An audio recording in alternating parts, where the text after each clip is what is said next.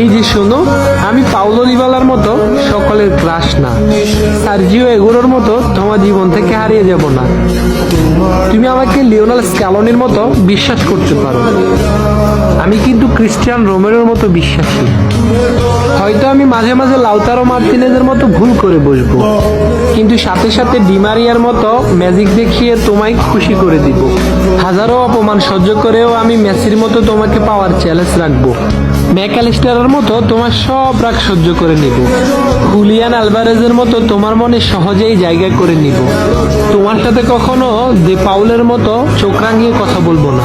তোমার মন খারাপ হলে মার্টিনেজের মতো নেচে তোমার মন ভালো করে দিব। তোমাকে নিয়ে কেউ বাজে কথা বললে ওটা মেন্ডির মতো প্রতিশোধ নিব।